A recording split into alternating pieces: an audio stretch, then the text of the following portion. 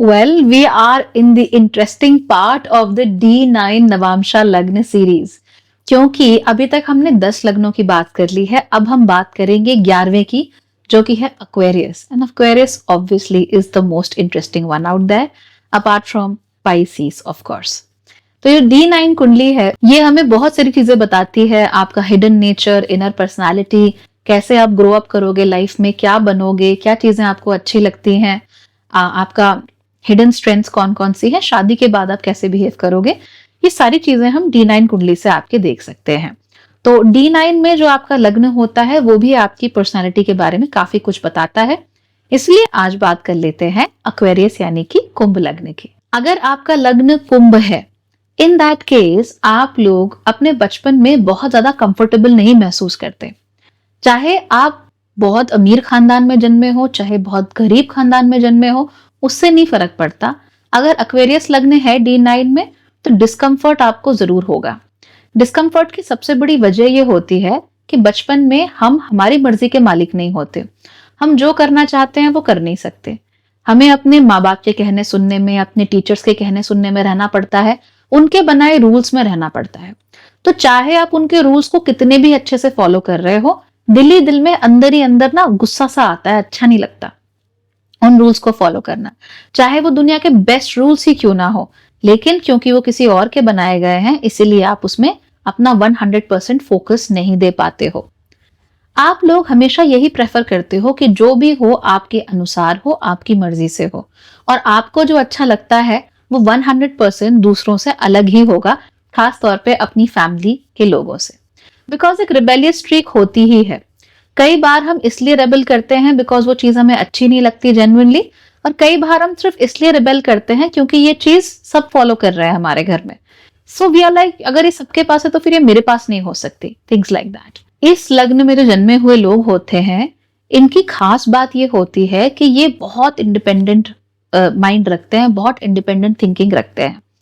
इनको बिल्कुल नहीं पसंद कि कोई इनके आइडियाज को इनके ऊपर थोपे।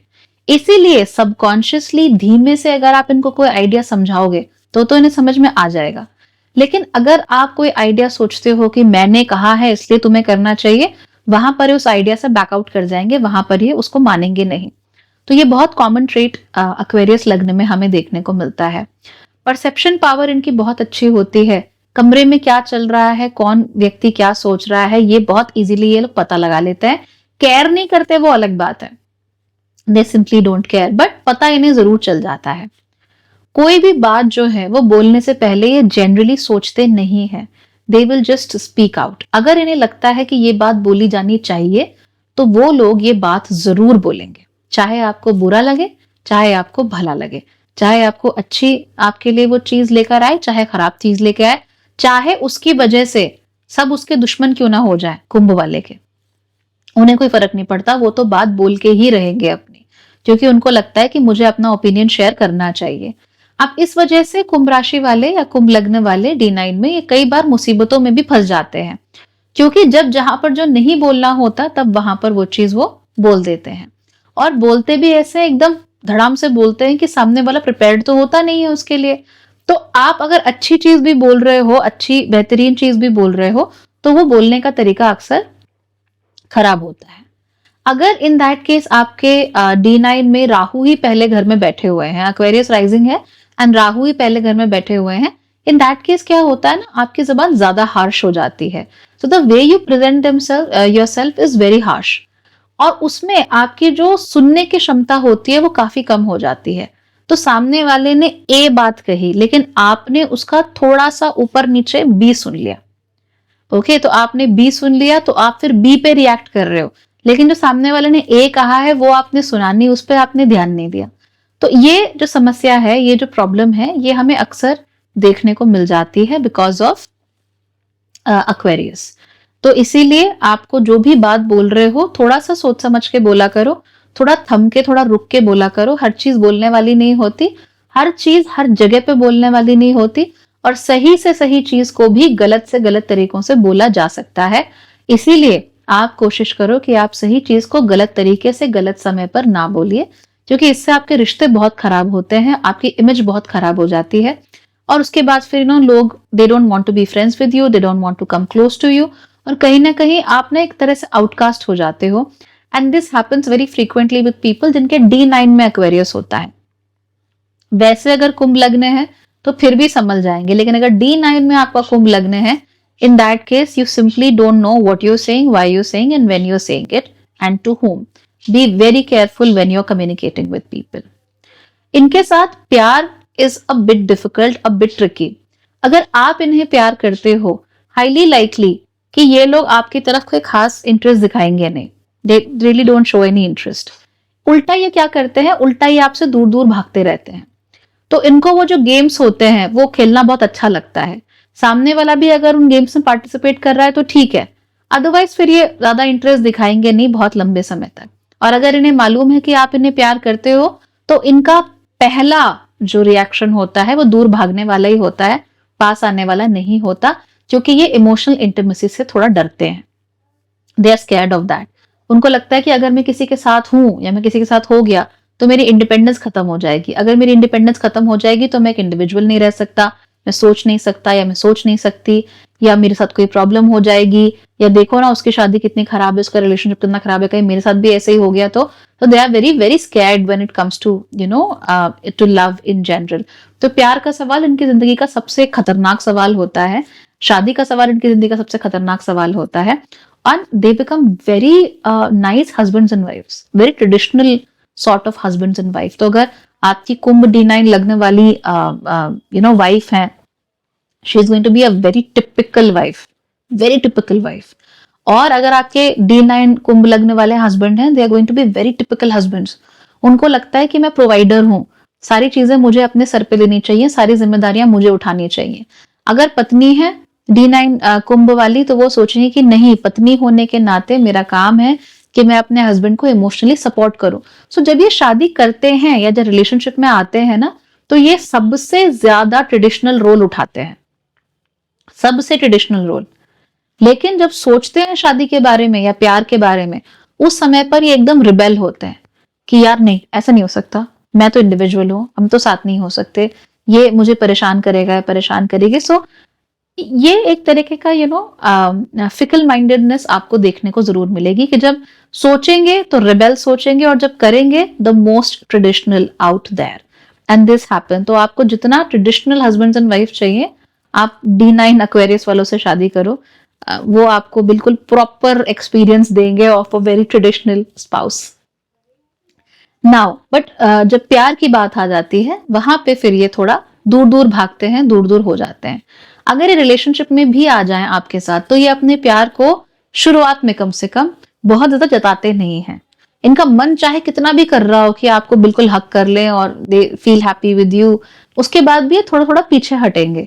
थोड़ा थोड़ा इनको लगेगा कि नहीं यार, इतना कुछ करने की जरूरत नहीं है, ज्यादा सर पे चढ़ाने की जरूरत नहीं है, लेट मी नॉट से इट। और कई बार इन्हें अंदर ही अंदर डर भी लग रहा होता है। इनको लगता है कि अगर ऐसा ना हो जाए कि मैंने अपना प्यार जता दिया और मेरा प्यार जताने के बाद मैं कमजोर पड़ जाऊं और सामने वाला मुझे ओवर पावर कर ले, या सामने वाला मुझे छोड़ के चला जाए, बिकॉज इसने तो मुझसे प्यार की उम्मीद करी ही नहीं थी, अभी तक तो मैंने बहुत एक्ट किया था, अगर अब मैंने दिखाना शुरू कर दिया that I actually like you, तो ये व्यक्ति मुझे छोड़ के चला जाएगा। तो इनको घबराहट होती है, डर लगता है, और डर इनका बहुत इरेशनल होता है। इनको लगता है कि अगर इन्हें मेरे बारे में बात पता लग गई तो oh my god, something will go wrong.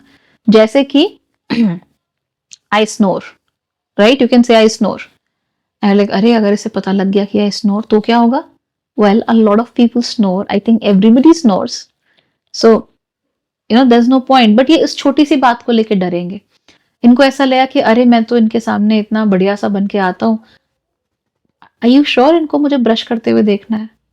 I don't think that's right, they should not see me in my pyjamas, ये ठीक नहीं है। तो ये इनको इरेशनल फियर्स, अंदर ही अंदर इनको डर लगता रहता है कि अभी तो मैं इतना खूबसूरत दिख रहा हूँ या दिख रही हूँ तो ये मेरे साथ है, कल को अगर इन्हें ऐसा दिखा कि नहीं, मैं तो सुबह उठ के बहुत रेगुलर लगता हूँ या लगती हूँ, मेरे बाल बिखरे हुए होते हैं, तो ये मुझे छोड़ देंगे। तो these fears are very very very common when it comes to Aquarius. इनका ध्यान हमेशा ऐसे लोगों की तरफ ज्यादा जाता है जो कि दूसरों से थोड़े अलग होते हैं। तो खुद तो ये दूसरों से अलग हैं ही, लेकिन जो लोग दूसरों से अलग होते हैं उनकी तरफ ये कुछ ज्यादा ही फोकस करते हैं। तो जो लोग टिपिकल और ट्रेडिशनल में फिट नहीं होते, उनके तरफ इनकी नजर सबसे पहले पड़ती है, खास तौर पे इंटीमेट रिलेशनशिप्स में।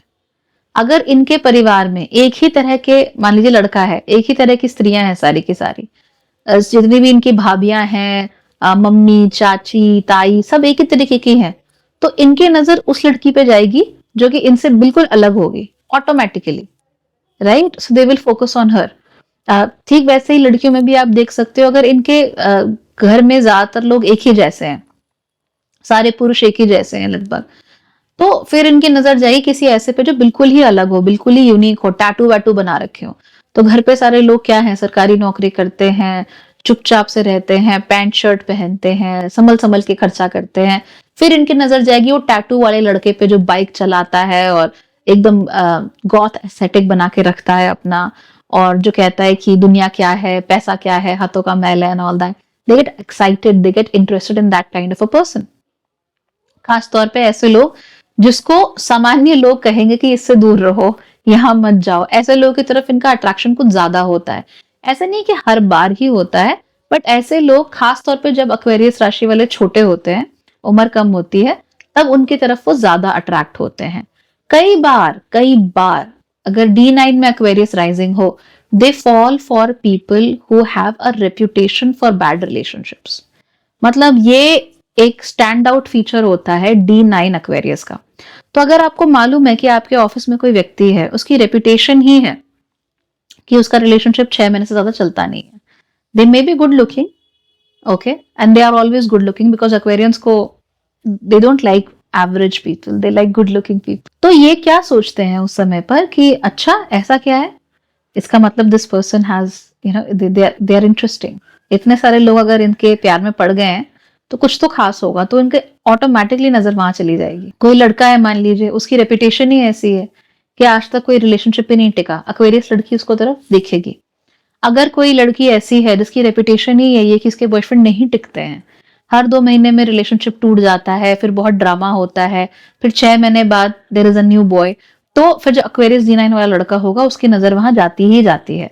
अगर वो उसको उस पर काम करे या ना करे, दैट्स अ डिफरेंट स्टोरी अपने अट्रैक्शन पे, बट बस नजर चली जाती है वहां पे, because they are like okay, there must be something, you know, कुछ तो होगा उधर कि इतने लोग यू नो गिर रहे हैं।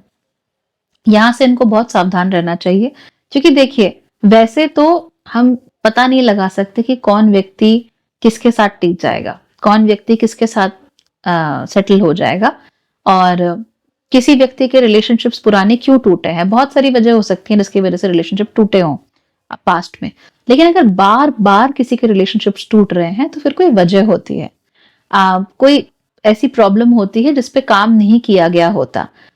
ये जो एक टेंडेंसी होती है ना आप लोगों के अंदर, और आप लोग कभी मानोगे नहीं, but you believe you can fix people, right? जो एक्वेरियस एक फैंटेसी होती है, पता है क्या होती है? Farmer delinquent turn good person. यानी पहले एक व्यक्ति बहुत बदमाश रहा हो, बहुत ज्यादा यू नो सोसाइटी में एक्सेप्टेड ना हो, सोसाइटी के अगेंस्ट जाता हो, और एक्वेरियस वाले से मिलके वो व्यक्ति बदल गया हो कंप्लीटली, उसने अपने आप को बदल दिया हो। ये एक्वेरियस की फैंटेसी होती है। तो इस फैंटेसी के चक्कर में आप लोग कई बार खराब रिश्तों में, खराब रिलेशनशिप्स में पड़ जाते हो। ऐसा मत करना। अगर किसी की हिस्ट्री ठीक नहीं है, किसी वजह से ठीक नहीं होती, वो वजह क्या है पहले वो पता लगाओ और फिर अपने अट्रैक्शन के ऊपर काम करो।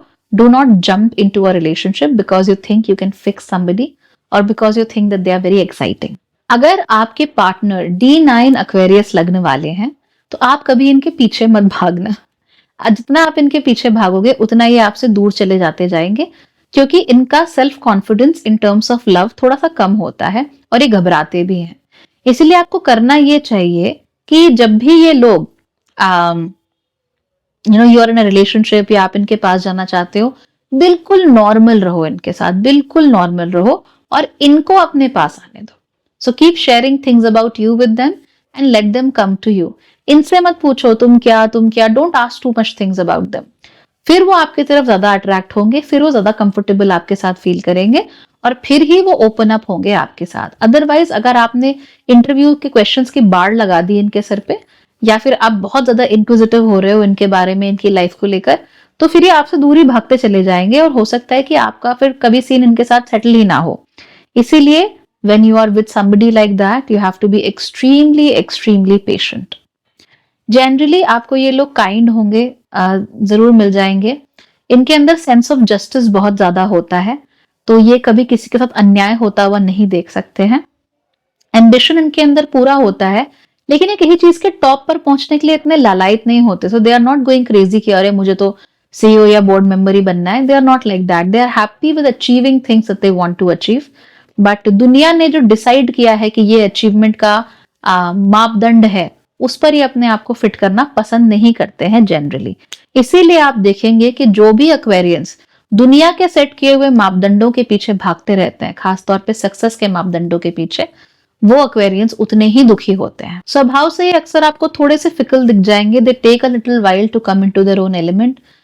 कम से कम 30 की उम्र इनको लगी जाती है अपने आप को 100% पहचानने में, 100% अपने आप को फिगर आउट करने में। तो allow them, give them some time, patient रहो, प्यार जरूर करो, पर बहुत ज्यादा प्यार भी उड़ेल मत दो इनके ऊपर। बहुत आराम से जो भी करना है धीरे धीरे। तो अगर आप यूं कह लीजिए कि प्यार का ना लंपसम इन्वेस्टमेंट नहीं करनी, एसआईपी करनी है इन लोगों के साथ। धीमे धीमे, take it easy, let them grow used to it. The more they grow used to it the better.